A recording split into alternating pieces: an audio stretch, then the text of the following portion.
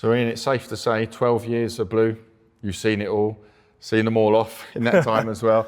Donned a few shirts. That wasn't meant to be a pun, but your City debut comes in August 1986, Wimbledon at home.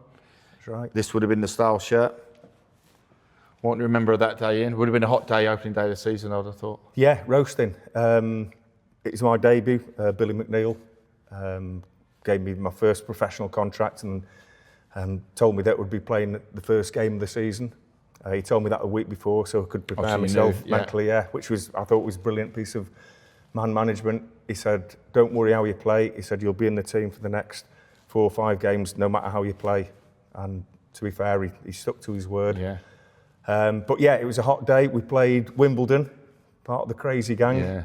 So you had Vinnie Jones, Dave Besant, Laurie side. Sanchez, Fashanu, big, strong side. I got booked actually, thinking about it, on the in the first half. And of all people, I knocked over Big John Fashanu. I was just thinking, as you said, surely it wasn't Big John Fashanu. And I'm looking at the referee, said, "Well, how can you book me for knocking this geezer over here?" But yeah, they were a tough side, but we beat them 3-1. It was, it was a great day.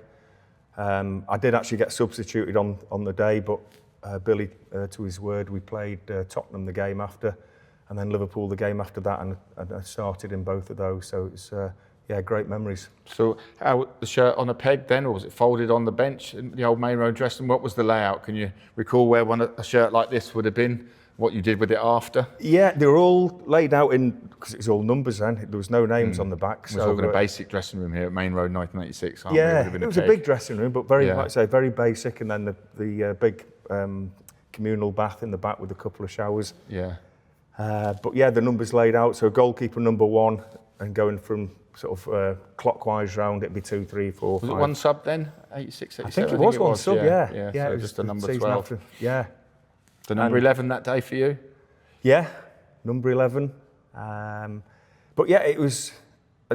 What I remember is that it was my first game. A little bit nervous, but all the lads that were playing, they were really helpful to me because most of them were seasons pros in that. Mick McCarthy, Paul Power. Yeah, there were experienced players there as well. Paul Power, Andy May, Clive Wilson, Mark Lillis. Some real good professionals there that gave me advice, told me not to worry about anything. They helped me through the game, and it was a game to remember. And we won it, which was the main thing.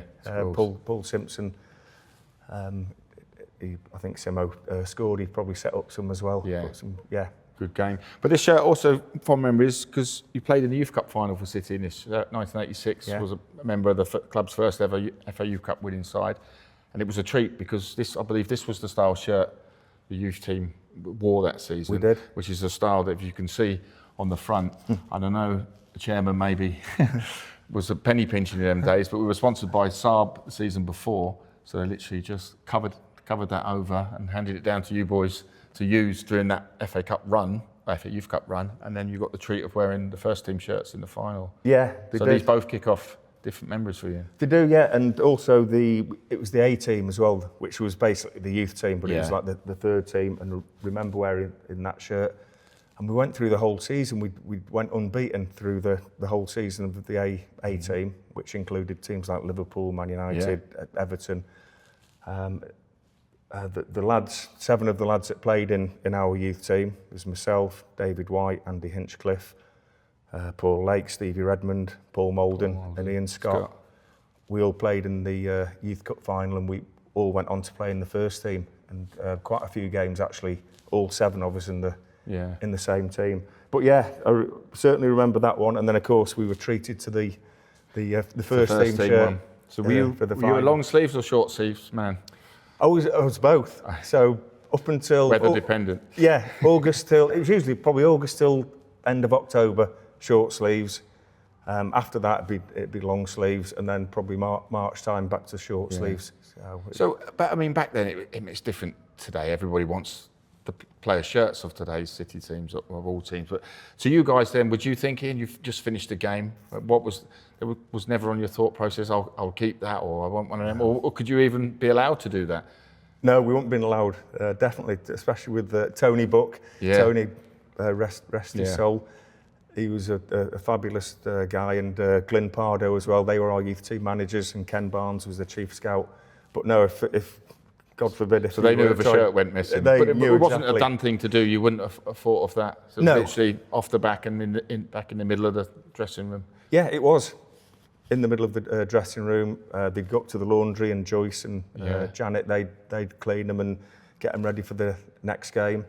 Worked wonders then in there, because they were used also. A shirt like this would have been used, let's call it a 38-game season. It probably wasn't then, but it would have been used majority of times away as well. The away never used to get as much sort of wear as it would today. That's right, and it would go. It'd stay as it is until it got ripped or ripped off your back, or there was some shirts that you could see stitch marks in. See, as a fan and a collector, that makes them so more desirable because of them reasons. The battles these shirts have been in, and you can trace them to the game, pick them to the game, to the players. Like you can, if you didn't wear 11 that week, somebody else you know who were wearing them. And you can trace back to who played it, and just by the numbers of who'd usually play. And saying about Mick's shirt there, and that will have been that. Probably Mick's shirt for all that season or until he Not left. in long sleeves though. Mick wouldn't wear long sleeves. No. He said too tough for that. I remember David Phillips saying he gave a shirt away. Somebody asked him after a game, which was unusual then because you didn't get fan signs up and stuff when you played, stuff like that. Sometimes you'd throw it in, we threw it back. But David said he gave a shirt away and then he had £45 missing from his wage packet where it'd been docked for the replacement of this shirt. Yeah, that doesn't surprise me at all. But like you say, it wasn't the done thing to do. We kept if you were lucky, you got your shirt at the end of the season, and it was a big privilege. But a lot of players didn't even bother going to ask because, just Tony might turn around and say, "No chance, son, no chance." Different days, and you talk about the shirt here where they've restitched on the Phillips sign there over the Saab. Unbelievable sponsor. now, isn't it, to think back? You wouldn't believe that if you told some youngsters nowadays, they wouldn't believe it happened. But they wouldn't wear it. No.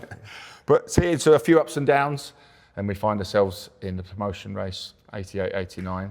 We could have went up against Bournemouth at home, 3-0 up, and the cigars came out, and then 3-3. So it meant we go to Bradford on the last day of the season. This was the actual shirt you wore that day. You played your part that season immensely, and that day. It was a tiring day because we thought we was going to blow it. So what do you remember that day? Was it a tense atmosphere? And can you remember who you gave this to? Because all the Blues come on the pitch, or was it thrown in, or what happened? Yeah, it was a big day, like you say. We'd played Bournemouth the week before. We were 3-0 up at half time, and we managed to draw the game 3-3. Penalty literally in the last kick of the game, and Bournemouth scored it. Luther Blissett scored for them, and it was about the 97th minute, which was again unheard of. And we were cruising, and typical City, as we say. We got in the change room after, and we realised, and if we'd have won that game, we'd have got the automatic promotion that particular day. But we had to take it to the last game of the season up at Bradford away, which is a tough place to go. Yeah. I remember going up on the coach on the M62, and there was traffic on the M62, and like all the fans were there because of the amount of people that were going over the Pennines there. And it was a time with the bananas, the bananas and the inflatables. And there was we were sitting in the coach, and there was some guys literally sitting in the back of the pickup, City fans. One had a banana, one had a Pink Panther, and they were all sitting in a paddling pool in the back of this pickup drinking beer and going. You can't get a Coke bottle top in the ground now. Well, no. 6-foot banana as we had that. It was a brilliant atmosphere. All the City fans behind the goal, and that's not including one that snaked in other ways. And I didn't honestly realise until recently how late we left it to score in that match. 87th minute. Yeah. Trevor Morley, of course, scored the winning goal. And we got promotion, so all I remember pretty much a pitch invasion. It was when all the fences used to be on. How did we get on the pitch? Well, let's say it was the fences, wasn't it? So I think because there's a shot of you, boots, shorts, socks, bare-chested, and you're actually getting off the away end. And there's another one, obviously the famous one. I think you've got it. Told me in the past before, being lofted off, shirt missing. So did it go into the crowd, or was it taken off on the pitch? I think it was thrown off at the crowd, literally at the end of the game. But there was that many people on the pitch, and I don't really remember exactly what happened. I ended up on a guy's shoulders, no shirt on, because that had gone. I had my boots and socks and shorts, and I think I had an inflatable banana as well. Right. But yeah, it was one of them. We shouldn't really have thrown the shirts away, but because we'd got there promotion. was a feature. It was a bit tongue-in-cheek. Mel Machin did an appeal in the Manchester Evening News. There's 3 or 4 lads missing their shirts. Can we have them back, please? But this was stored for years with a guy who caught it, and he gave it to his next-door neighbour. Then it resurfaced again. So seeing that does it remind you of that day? Does it stir up the? Yes, it does, Mark. We were talking before about it, and I immediately recognised that style of shirt. Yeah. It's a good period. Like I said earlier on, there was 7 of the guys that have played in the youth team that played in the first team. Not all on that particular day, but there's a big majority of those guys that have said. And I tell you, it's fond memories, just because of, we got promotion and we did a mixture of the young lads and the experienced pros. And I've still got the photo of me sitting on that guy's shoulders with no shirt on. So and I'm glad it's still here, and it's so you will be bidding on this one? Yeah. I think I might have to. Yeah. No, seriously, it's a fabulous memory, and for anyone that does go for it, it's got history to it, and they're rare. Yeah. They are rare and obviously authentic as well. Yeah. Great stuff. Yeah.